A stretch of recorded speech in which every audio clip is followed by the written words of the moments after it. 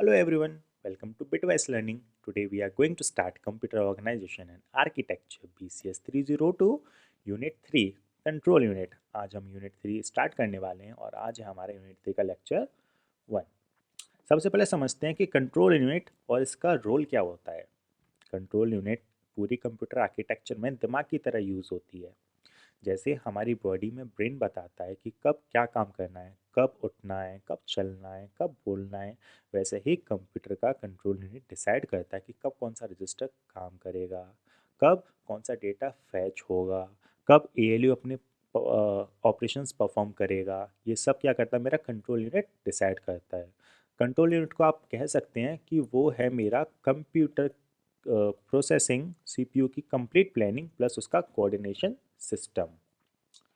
इस पूरी यूनिट का एक सिंपल सा एम है, आपको ये समझ आना चाहिए कि एक छोटा सा इंस्ट्रक्शन सीपीयू के अंदर कैसे स्टेप बाय स्टेप ट्रेवल करता है और कंट्रोल यूनिट उसको कैसे प्रॉपरली एक्सिक्यूट करवाता है। चलिए हम सिलेबस देखते हैं, हमको पढ़ना क्या क्या है। सबसे पहले हमको पढ़ना है instruction types and their formats, then instruction cycle. Instruction cycle 7 marks में एकेटी में काफ़ी बार पूछा जाता है। देन देयर सब cycles, program control, reduced instruction set computer RISC and RISC versus CISC। AQTU में 7 मार्क्स के लिए सबसे ज़्यादा इंपॉर्टेंट है। अगर इस यूनिट से कुछ पढ़ना है तो यही पढ़ना है, RISC versus CISC। Then pipelining, ये भी 7 नंबर में पूछा जाता है। Then hardwire and micro program sequencing, concept of horizontal and vertical program. Micro programming भी मेरा 7 मार्क्स में पूछा जाता है और 2-2 मार्क्स के क्वेश्चन पूछे जाते हैं जैसे माइक्रो ऑपरेशन से, या मेरा RTL हो गया, या मेरा एड्रेसिंग मोड्स हो गए। ओके, तो चलिए स्टार्ट करते हैं। सबसे पहले मेरे पास आता है what is instruction types. A computer is a type of set of machine language commands that a particular processor understands and executes. A computer performs tasks based on the instructions provided. मतलब instruction मतलब एक छोटा सा order जो CPU को बताता है कि कब क्या काम करना है। कंप्यूटर कभी खुद से सोच कर काम नहीं करता, हम उसको एक इंस्ट्रक्शन देते हैं, उसके अकॉर्डिंग वो अपना काम करता है। फॉर एग्जांपल मान लीजिए मैंने कहा कंप्यूटर से कि ऐड करो आप R1 और R2 को, तो वो क्या करेगा, R1 R2 को ऐड करेगा। मैंने कहा उसको लोड करो X को, तो वो क्या करेगा, X को डेटा मेमोरी से लेके आएगा। अब the main goal of an instruction is to tell the CPU, मतलब इंस्ट्रक्शन का काम क्या होता है, वो सीपीयू को कहता है कि पहले तो व्हाट टू डू, कि करना क्या है, वो क्या होता है मेरे ऑपरेशंस, और where to find the data, अब डेटा को कहाँ से लेकर आना है, सो वो क्या बताता है मेरा एड्रेस। अब है मेरा instruction format fields. Instruction format fields क्या होते हैं, an instruction typically consist of groups called fields. अब मेरे पास इंस्ट्रक्शन एक ग्रुप की फॉर्म में होते हैं, बिट्स का ग्रुप जिसको मैं फील्ड कहता हूँ। फील्ड के नेम जैसे कि ऑप कोड होता है, मेरे पास ऑपरेंड होते हैं और मेरे पास मोड होते हैं। चलिए स्टार्ट करते हैं। ऑप कोड क्या होता है, ऑप कोड मेरा बेसिकली वो होता है जो बताता है कि कौन सा ऑपरेशन करना है। जैसे कि मुझे ऐड करना है, सब्ट्रैक्ट करना है, मल्टीप्लाई करना है, शिफ्ट करना है, कॉम्प्लीमेंट करना है, जो भी मुझे करना होगा वो क्या बताएगा, मेरा ऑप कोड बताएगा। Specifies the operation to be performed such as add, subtract, multiply और शिफ्ट, कॉम्प्लीमेंट। ये सब क्या बताता है, मेरा ऑप कोड बताता है। यहाँ पर आते हैं हम एड्रेस या कह लो ऑपरेंड। तो ये क्या करता है, यहाँ पर वो लोकेशन होती है जहाँ एक्चुअल डेटा पड़ा हुआ होता है, या मेमोरी। देखो एक तो हो गया मेरा मेमोरी का एड्रेस होगा या मेरा रजिस्टर का नाम होगा। Contains the location of data, मतलब मेरी डेटा कहाँ पर है, और which could be a register और अ मेमोरी लोकेशन। ठीक है, जो मैंने समझाया। Next mode, addressing modes. ये क्या करता है, ये बताता है कि ऑपरेंड को लोकेट कैसे करना है, डायरेक्टली, इनडायरेक्टली या इंटरमीडिएट। एड्रेसिंग मोड्स अभी हम आगे डिटेल में पढ़ने वाले हैं, so not to worry about that. ये हम यूनिट 1 में भी पढ़ते हैं, लेकिन मैं आपको यूनिट 3 में भी एक्सप्लेन करूंगा। ये डेफिनेशन पढ़े तो specifies how the operand will be located. The different ways of specifying this location are called addressing modes. Okay, next अब आते हैं मेरे कुछ common instructions formats address count की बेसिस पे। The instruction formats classification often depends on how many operand addresses are explicitly included in the instruction word। मतलब instructions को हम इस बेसिस पर भी क्लासिफाई करते हैं कि उसमें कितने एड्रेस दिए गए हैं। कभी कभी 0 एड्रेस होता है, 1 एड्रेस, 2 एड्रेस या 3 एड्रेस। सबसे पहले मेरे पास आता है 0 एड्रेस इंस्ट्रक्शन। अब इसका कॉन्सेप्ट क्या होता है? The instruction itself does not contain any explicit operand address mechanism. The format is used on the stack organized computers. All operations are performed on data located at the top of the stack।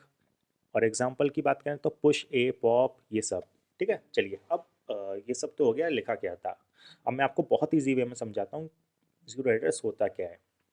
Zero address instruction वो होते हैं जिसमें instruction के अंदर कोई address नहीं दिया होता। मतलब इंस्ट्रक्शन में आपको ये नहीं मिलेगा कि ऑपरेंड कहाँ पड़ा हुआ है, तो फिर डेटा कहाँ होता है। Zero address instruction stack machine में यूज़ होता है, जहाँ सारे ऑपरेशंस स्टैक के टॉप पर होते हैं। चलिए अब एक रिलेटेबल एग्जांपल से मैं आपको समझाता हूँ कि ये काम कैसे करता है। आपके पास मान लीजिए एक स्टैक दे रखा है, ठीक है। एक एग्जांपल के साथ समझते हैं। मेरे पास 3 ऑपरेशंस है। वो कह रहा है कि पुश करो ए को, फिर पुश करो आप बी को, और उनको फिर आप ऐड कर दो। ठीक है, सबसे पहले मैं क्या करूँगा, ए को स्टेप पे पुश करूँगा। मैंने ए को पुश कर दिया, ठीक है। इसके बाद क्या करूँगा, मैं स्टैक पर बी को पुश कर दूंगा, ठीक है। और लास्ट में क्या करूँगा, स्टैक में मैं ए और बी दोनों को ऐड कर दूंगा। सो बस यही काम होता है मेरा ज़ीरो एड्रेस का, कि ऑपरेंड्स को लो, सबसे पहले स्टैक की 2 ऊपर की वैल्यूज़ को उठाओ, ऑपरेशन करो, और रिजल्ट को स्टैक पर पुश कर दो। सबसे पहले मेरे पास था ए, फिर मैंने पुश किया बी, दोनों को ऐड किया, तो स्टैक पर मेरा क्या बचा बस अब ए प्लस बी। तो यही काम होता है मेरा ज़ीरो एड्रेस का। आई होप समझ आया होगा। नेक्स्ट चलते हैं हम मेरा वन एड्रेस पे। वन एड्रेस इंस्ट्रक्शन, इसका कॉन्सेप्ट क्या होता है? This instruction explicitly specifies one operand address. Mechanism देखते हैं। The second operand is always implicitly assume to be located in a special hardware register called accumulator. Accumulator क्या होता है? एक्यूमुलेटर मेरा ALU के अंदर एक स्पेशल टाइप ऑफ रजिस्टर होता है जो मेरा इंटरमीडिएट रिजल्ट्स को स्टोर करके रखता है। The this register performs the data manipulation, example RTL या एड भी। चलिए अब इसको समझते हैं कि मेरा वन एड्रेस इंस्ट्रक्शन कहता क्या है। वन एड्रेस इंस्ट्रक्शन में सिर्फ एक एड्रेस फील्ड होता है, बाकी का काम एक स्पेशल रजिस्टर करता है जिसको हम एक्यूमुलेटर बोलते हैं। इसका बेसिक आइडिया ये होता है कि एक वैल्यू मेरा एक्यूमुलेटर होल्ड करके रखेगा, दूसरी वैल्यू मेरी मेमोरी देगी, और मैं जब दोनों को ऐड करूँगा तो मेरे एक्यूमुलेटर में ओवर राइट हो जाएगा वो।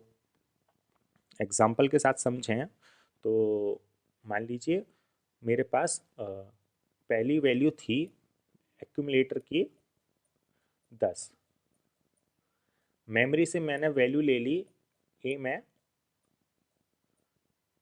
5, देन मैंने ऑपरेशन परफॉर्म किया क्या, एक्यूमुलेटर में एक्यूमुलेटर प्लस वैल्यू, तो 10 + 5, तो क्या हो गया मेरा एक्यूमुलेटर में अब जब ऐड किया तो 15।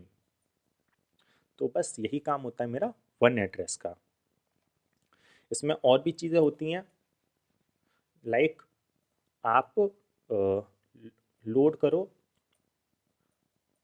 ए को, अब सिंगल ही एड्रेस तो चाहिए हमको, तो ये सारे काम हो सकते हैं। या स्टोर करो ए को, ऐड करो ए को, सब्ट्रैक्ट करो ए को, मल्टीप्लाई करो ए को, ये सब हो सकते हैं। अब बात करें हम वन एड्रेस को यूज़ क्यों करते हैं, तो हार्डवेयर सिंपल होता है, इसमें इंस्ट्रक्शंस छोटी छोटी होती हैं, कंट्रोल सिग्नल्स कम होते हैं, मेमोरी रिक्वायरमेंट कम होती है, और बेसिक कंप्यूटर आर्किटेक्चर पर इसी पर चलता है। इसका मैं आपको बना के दिखाऊं तो ऐसे बनता है कुछ। यहाँ पर होगा मेरा ऑप कोड और यहाँ पर होगा मेरा एड्रेस। ऑपकोड क्या करेगा, ऑपरेशन रखेगा कि कौन सा ऑपरेशन परफॉर्म करना है, और एड्रेस क्या करेगा, मेमोरी लोकेशन रखेगा। एक्यूमुलेटर हमेशा इंटरनली यूज होता है। ठीक है, तो यहाँ पर था ये मेरा वन एड्रेस। अब चलिए समझते हैं मेरा टू एड्रेस क्या होता है। इसका कॉन्सेप्ट है the instruction explicitly specifies two addresses, source and destination. Mechanism कहता है इसका, the operation usually performs actions on the two addresses and the result is typically stored in the first address which is act as a destination। मतलब मेरा जो one address है, to address है sorry, वो कहता है कि एक तो जैसा इसका नाम है वैसे ही काम करता है। इस टाइप के इंस्ट्रक्शन में दो एड्रेस फील्ड होते हैं, जो कि कुछ इस तरह लिख सकते हैं आप कि यहाँ पर हो गया मेरा ऑपकोड, ओके, यहाँ पे हो गया मेरा ऑपरेंड 1, यहाँ पे हो गया मेरा ऑपरेंड 2। फॉर एग्जांपल इसको हम टू एड्रेस को ऐसे दिखाते हैं कि मुझे ऐड करना है R1 और R2 को।